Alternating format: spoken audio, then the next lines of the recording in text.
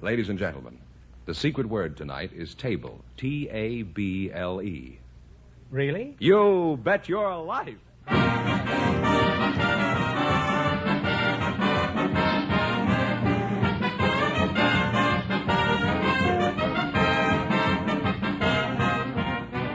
The more than 3,000 DeSoto Plymouth dealers of America present Groucho Marx in You Bet Your Life, the comedy quiz series produced and transcribed from Hollywood. And here he is, the one, the only... Groucho! Well, what do you know? It's me.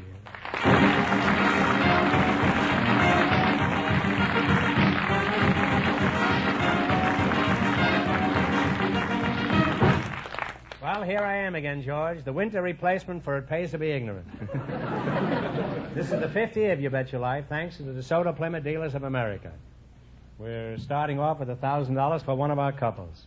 Who's first to try for the $1,000? Well, let's see. We selected some newlyweds from our audience, and here they are. Mr. and Mrs. John Arnold, come in here and meet Groucho Marx. Well, welcome, youngsters, for the DeSoto Plymouth Dealers. Say the secret word and divide $100. It's a common word, something you find around the house. Newlyweds, eh? Well, congratulations, and I hope you're very happy together. Thank you very much. Or even separately. What's your first name, Mrs. Arnold? Barbara. Barbara, huh? Are you from Santa Barbara? No, I'm from Casper, Wyoming. How long have you two newlyweds been married? 10 weeks and 4 days. And how old are you, Barbara? I'm 21. John, what is your age? I'm 31. 31. Well, that's just about right. 10 years interval. And where are you from? I've lived 30 years here in Los Angeles. And where did you spend the other year? I spent the other year in Chicago. Gee. Some people out there from Fond du Lac were applauding. What were you doing, you and John doing when he proposed? We were working in an opera together, The Marriage of Figaro, put on by the Guild Opera Company. I mean, when you proposed, you were singing? No, not quite. No, we were having dinner at a restaurant in Beverly Hills. Oh, he was eating when he popped the question, huh? Uh-huh. Well, that's what he gets for talking with his mouth full. Probably all he said was, please pass the sauerbraten, and you said yes. How did you meet Barbara? Well, we were rehearsing a couple of roles in The Marriage of Figaro that was... Oh, what part did you portray in this this opera? Well, I didn't exactly sing any role. I got the measles and didn't get to be in the show at all. Oh, did you do this purposely? Had you seen the opera and decided that the measles was preferable? Definitely not. In fact, I was overage, but I couldn't help it. You got the measles, huh? Mm-hmm. Well, your operatic career has been pretty spotty, huh? John, that's kind of a rash statement, isn't it? Huh? John, how did you happen to get interested in singing? Well, I was in the glee club at John Marshall High School, and I woke up one morning with a good vibrato idea. in my vibrato in my voice. One of the biggest mistakes you can make is not wake up in the morning. I had a wobble in my voice. No, not a wobble, but a vibrato. And I Oh. thought something was wrong. I was losing my voice. Well, I went to my voice teacher at John Marshall High School, and I said, Mr. Sargent, I think there's something wrong with my voice. I've got a wobble in it or something. I don't know what's happening. And he said, well, let me hear you sing. So I ran a few scales, and he immediately pulled out Asleep in the Deep and said, here, sing this. So I did, and from then on, why I sang at all the school functions. Sleep in the Deep, by the way. You always sang Asleep in the Deep? Always sang Asleep in the Deep. Nothing else. You must have been soaking wet a good deal of the time. Why did your teacher pick on Asleep in the Deep? Well, I had a good low C in my voice when I was in high school, and that being a very low song, I stuck to that. Can you still hit low C? I don't think quite. My voice has gone up a couple of notes. Well, don't feel too badly. Everything has gone up recently. Would you folks like to hear John sing Asleep in the Deep?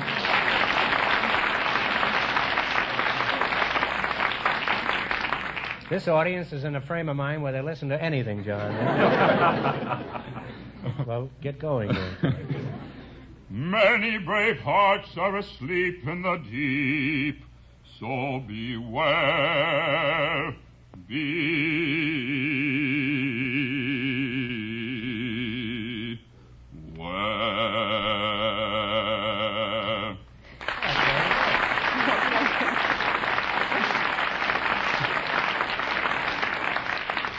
John, that was really beautiful. Now, in just 1 minute, you're going to play You Bet Your Life for a chance at the $1,000 question. But right now, we'd like to tell you something. On our first show, I'd like to thank the folks who remain so loyal to their DeSoto Plymouth dealers. Yes, Groucho, these folks know that at a DeSoto Plymouth dealer, they'll find the best in new cars, the best in used cars, and the best in service. And the letters we get prove it. Here's one right here, George. This is from Catherine R. Carolyn of Long Island. George, would you mind reading it? I don't read too well. All right. My eyes are not what they used to be. Miss Carolyn writes, I just want to say that the description given on your show of a DeSoto Plymouth dealer and his service facilities just fits our dealer. His shop is most orderly, and all his cars, even the used ones, are in good condition. He's a most courteous gentleman, and all of the people in the establishment are very polite and helpful. I thought you might enjoy hearing of this. Very truly yours. Naturally, we like to get letters like this, and from all the other people who have discovered that your DeSoto Plymouth dealer is a good man to do business with. So why don't you visit your DeSoto Plymouth dealer tomorrow? And when you do, tell him Groucho sent you. All right, now let's see how you work together as a team. George, explain the rules. All right, you bet as much of your $20 as you want on each of 4 questions, and the couple that earns the most money gets a chance at the $1,000 question later on in the show. Here we go. Let's see how high I can build you $20. You selected food and drink as your category. Here's your first question. How much will you bet? 18. 18. All right. What is the main ingredient of cheese? Milk. Milk is right. Well, you're off to a good start. You have $38. All right. Remember, you're going for $1,000 tonight. Now, how much of the... how much have they got? $38. $38. How much of the 38 will you bet on your second question? 35. All right. What vegetable is used in making sauerkraut? Or sauerkraut? Cabbage. Cabbage is right. You're really climbing. You have $73. Now, here's your third question. How much will you bet? 50. Oh, no, 60. Okay, 60. All right. What is the main ingredient of Welsh rabbit? Cheese. Cheese is right. You have $133. And here's your last chance to beat the other couples. Now, how much of the 133 you're going to go for? Okay. All or nothing. All of it? What's the main ingredient of Vichy Sois? All right, No, Vichysoisse. Vichy Sois, where I came from. Cream. No, I'm sorry. It's potatoes. Potatoes, yeah. It's a cold potato soup that came from France. I'm sorry. Well, we'll give you another question. I'll give you one more question. If you get it right, you'll win $10. Think hard now. Who is buried in Grant's tomb? General Grant is right.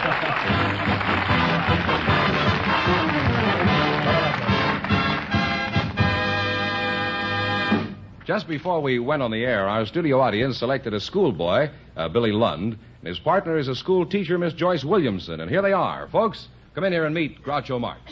Well, welcome, kids, to You Bet Your Life. Say the secret word and divide $100. It's a common word, something you'll find around the house. Let's see, Miss Joyce, you say you're a school teacher, Miss Joyce Williamson, huh? Yes, I am. They've certainly streamlined their curriculum since I went to school. Billy Lund, eh? Yes, sir. There was a show in New York called Billy Budd. You're not related to that. No. Well, what do you think of this school teacher, Billy? Nice. Joyce, tell me, are you married? No, I'm not. Kind of wish I were. Doesn't Well, that's the first proposal of the new year. Huh? Are you married, Billy? No. Well, things are going along just fine. Joyce, may I ask your age? I'm 24. 24, huh? Well, you're a very young-looking 24. How old are you, Billy? 14. 14. Well, you're just the right age for each other. Billy, do you want to marry this lovely creature? Oh, I'm too young. Too young. What grade are you in? 9th. You're not too young. When I was in the 9th grade, I was married and had 2 kids. And they both helped me with my homework. One of the kids turned out to be my teacher. The other kid turned out to be my son, Arthur, who's now so smart that he's written an article about me. It's in the October 5th Colliers. And if he tells the truth about me, I'll sue him. No, that's true. Colliers, October 5th. Be sure and buy it. Huh? What is your hometown, Billy? Rivera, California. Where are you from, Joyce? I'm from Pasadena. Pasadena, huh? Mm-hmm. Is that, somebody told me that's where the old folks go to visit their parents? Lovely town. It is, huh? And where do you teach, Joyce? Well, I teach in the Pasadena school system in Temple City Junior High. I see. Now, where did you study to become a teacher? Well, I got my general secondary at Whittier. General secondary? What is that? Is that anything like a transfusion? What are you teaching now, Joyce? Well, I teach algebra and geometry mainly. Oh, foreign languages, eh? Is there a difference between algebra and geometry? Well, yes, there is. Algebra is calculation using figures, and geometry uses lines and curves and surfaces. Kiss me, you fool.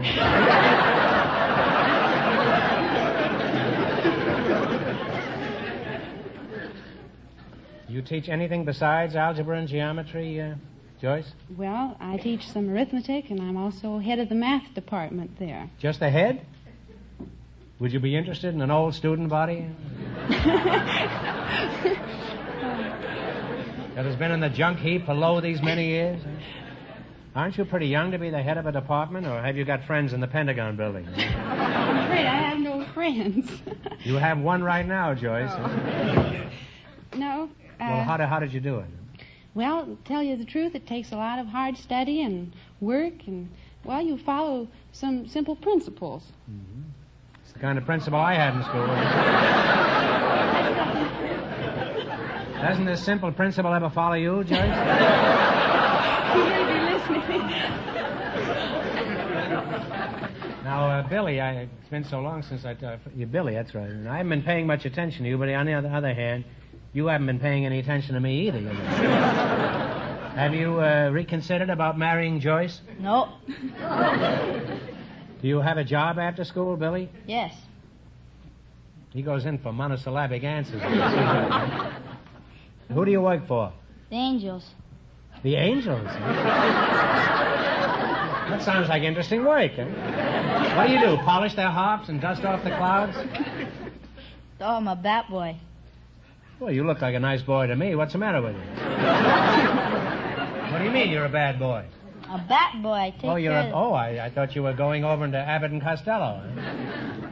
The Angels have bats? I always thought bats were in the other place, way down below. Now, which Angels are you talking about? Los Angeles Angels baseball team.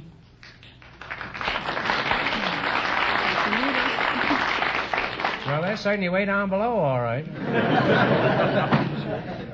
I'd better be careful what I say. This kid will hit me with a bat. And I must say that's more than the Angels could do this season. What are your duties as a bad boy? All right. Bring the fungo bats down. What's that? Bring the fungo bats down. A fungo, eh? What's a fungo bat? It's a bat, a long, skinny bat that they hit flies with. Oh. Wouldn't a fly swatter be more efficacious? What else do you do? Oh, I take the pitcher's jacket when he gets a base hit and shag flies and pick up bats and take balls to the umpire. Well, you have a pretty full life, don't you, Billy, eh? And you still don't want to get married, eh? Nope. Well, is the pay pretty good on a job like that? Yeah, it's nice. How much do you get? Huh? $2 a day. $2 a day? What about double headers? Oh, still $2. You're a sucker. You ought to sneak away after the first game. Joyce, let's get back to your job. Isn't it pretty dull teaching all day? Oh, goodness, no, because school isn't what it used to be. We make a game of it now. What kind of a game is it? Is it any good? Well, to tell you the truth, it's one of the best kind. It's called Arithmocards. It's really one of the best. What is it called?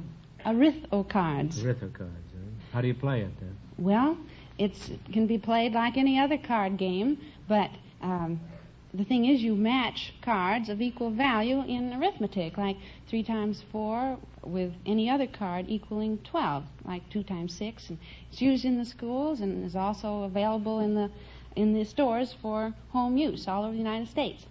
I see. Well, would you consider forgetting the whole thing and playing a hot game of post office?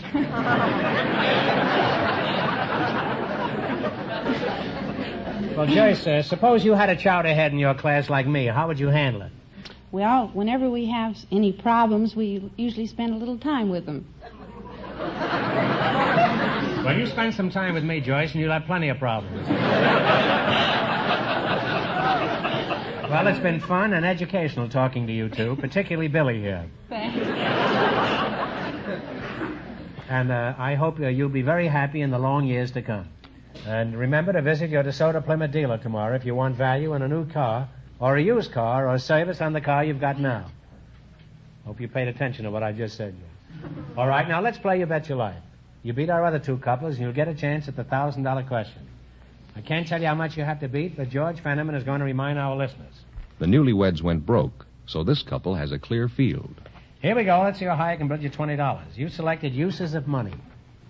Here's your first question. How much will you bet? 10. 10.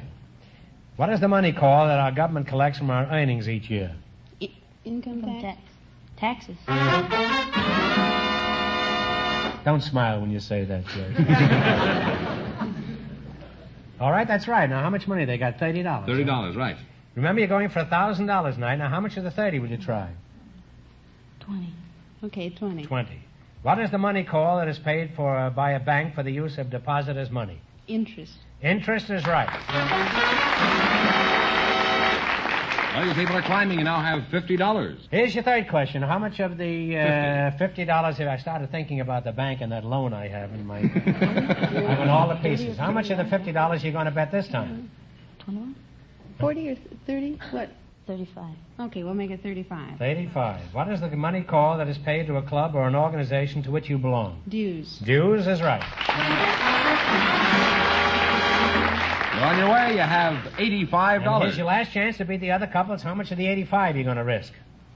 Okay, 75. 75. What is the charge called when you must pay for what you must pay for crossing a bridge? Toll. A toll is right. We did it. Now give him a big hint, guys. Now, what about me? And besides all this, you wind up with $160. Thanks from the DeSoto Plymouth Dealers of America.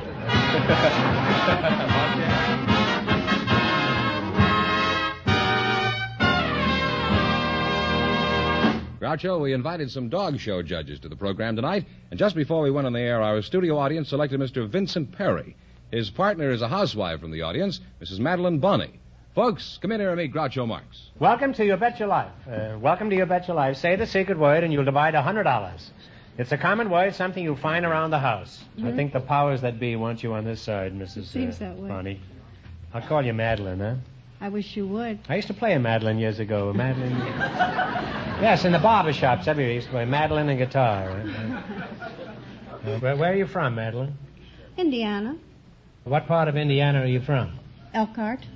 Played Elkhart once. Did you really? Yeah. They burned down the theater shortly after that. Mr. Perry, where are you from? London, Canada. London, Canada. Oh, you judge dog shows? Is that right? Yes, that's right. Well, how do I address you? Your Honor, Judge, or just plain Fido? Well, my friends call me Vin. Well, what do the dogs call you? Are you married, Judge? Yes. Some judge gave himself a life sentence. How did you meet your wife, Judgey?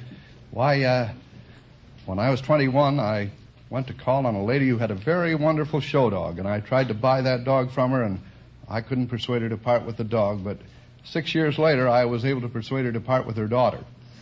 Now, let me get this straight. You went to visit a woman who was 21 years old? Oh, no. I was 21 years old, and she had a very lovely daughter. But I didn't know that until I went to get... The dog was to marry the daughter? No.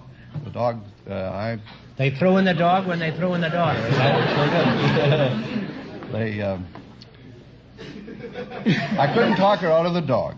I wasn't... But in 6 years, I learned how to be persuasive, and I did talk her out of her daughter, who was much more beautiful than the dog. And what happened to the dog? Oh, the dog lived happy ever after. You mean the three of you? That's right. You got the Pretty dog... soon it was four of us. You mean the dog...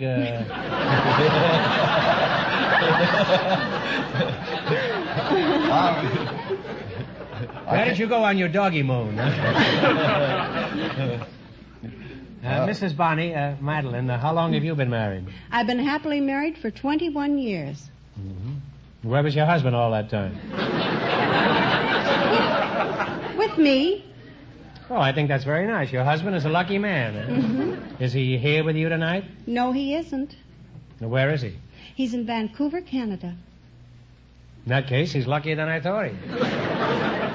You know, there are a lot of beautiful girls in Vancouver. Doesn't that worry you, Madeline? No, he's old enough to look out for himself. Well, if he's that old, I can understand why it doesn't bother you. Madeline, what is your husband doing in Canada? Well, I won't bother to ask how he's doing. He's in vaudeville doing what you used to do. And you're still not worried?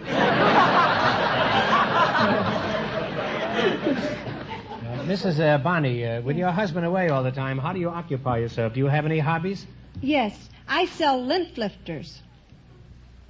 Well, to each his own, I guess.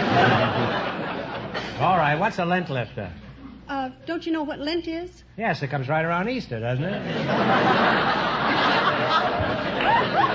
That's when you give up something.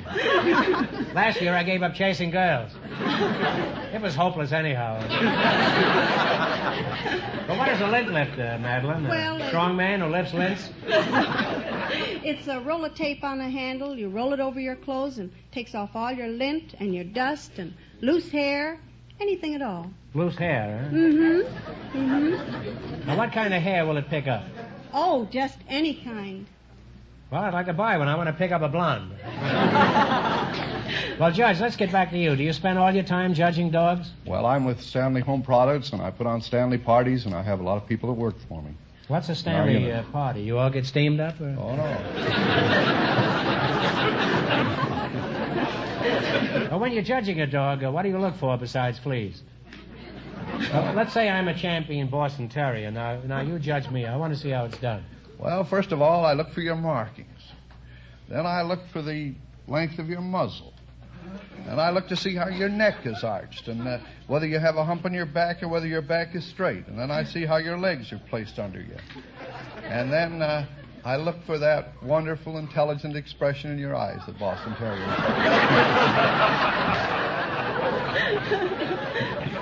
Well, I don't think it looks like I'm going to get any blue ribbons. But it wouldn't hurt you to throw me a bone, Judge. Well, it's been fun talking to you two, and now you're going to play You Bet Your Life. You beat our other couples, and you'll get a chance at the $1,000 question. I can't tell you how much you have to win, but George is going to remind our listeners. The teacher and the bat boy won $160. All right, here we go. Let's see how high I can build you $20. You selected famous American women. Here's your first question. How much will you bet? 15. 15? Talk right up. All right. Now, who is America's sweetheart? Mary Pickford. Mary Pickford. See, he's from Canada. $35. Now, remember, you're going for $1,000 tonight. Now, how much of the $35 will you bet on this one? 20. 30. Okay. 30? Okay. 30. What was the name of the woman who chopped up saloons with her hatchet? Carrie Nation. Carrie Nation is right. You're really climbing. You have $65. Remember, you're going for $1,000. How much of the... 65. 65. How much of the 65 will you bet? 40? 60. 60, he said. 60. What poetess wrote the Battle Hymn of the Republic? Oh. Put your heads together and think now. Take a Stowe. Harriet Beecher Stowe. No, you were in the direction, but it was Julia Ward Howe. Oh. I'm sorry. You've fallen to $5. It's all right. $5, all right. Now, how much are you going to bet? 5. Shoot the works. Well. What was the name of the authoress who wrote Uncle Tom's Cabin? Harriet Beecher. Harriet Beecher Stowe. You were just one question too early, that's all. And you wind up with $10. Well, I'm sorry you didn't win more, but better luck next time, and thanks from the DeSoto Plymouth Dealers of America. And that means that the bat boy and the teacher with $160 in just 1 minute get the chance at the DeSoto Plymouth $1,000 question.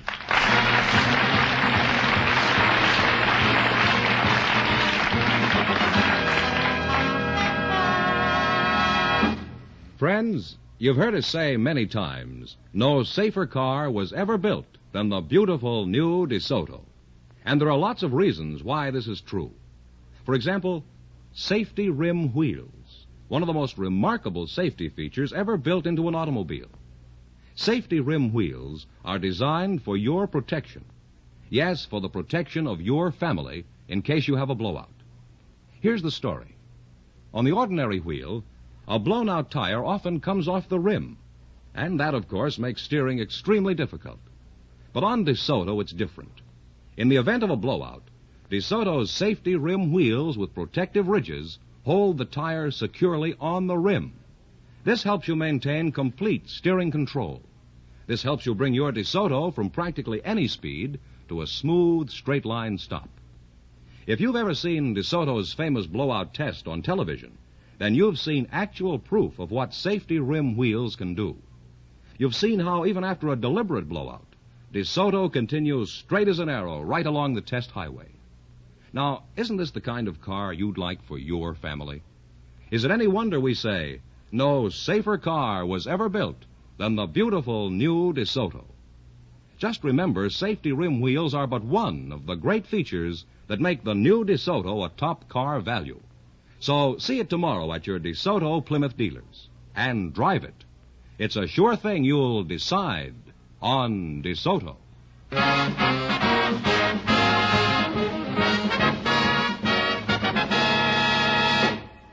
And here they are, the winning couple, the Bat Boy and the teacher, all set for the DeSoto Plymouth $1,000 question. Here we go for $1,000. I'll give you 15 seconds to decide on a single answer between you. Think carefully and please no help from the audience. Here it is. One of the great jewels of the world is supposed to bring bad luck to its owners. It is now out of circulation until 1967 because of the will of its last owner, the late Evelyn Walsh McLean. What is the name of this fabulous gem?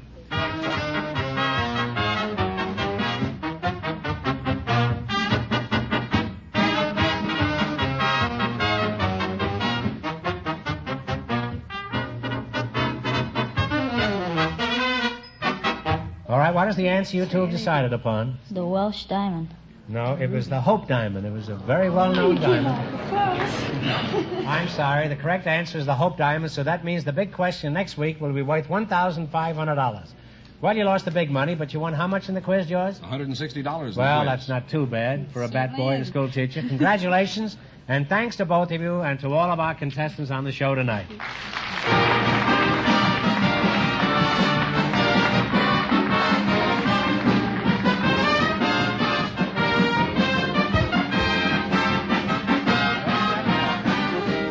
Be sure to tune in again next Wednesday night at the same time for the Groucho Marx Show, when the big question will be worth $1,500. And don't miss Groucho's television show, also presented by the DeSoto Plymouth Dealers of America. And remember, all dealers who sell DeSoto also sell Plymouth.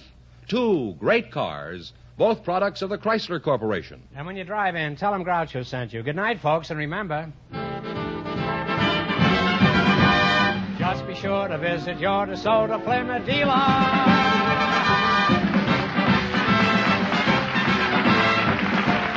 Folks, here's a reminder from the National Safety Council. Pay heed to these walking rules. Obey signals, cross at corners, look before crossing. You Bet Your Life, transcribed from Hollywood, is produced by John Goodell, directed by Robert Dwan and Bernie Smith, music by Jerry Fielding. This is George Fenneman signing off for the more than 3,000 DeSoto Plymouth dealers from coast to coast.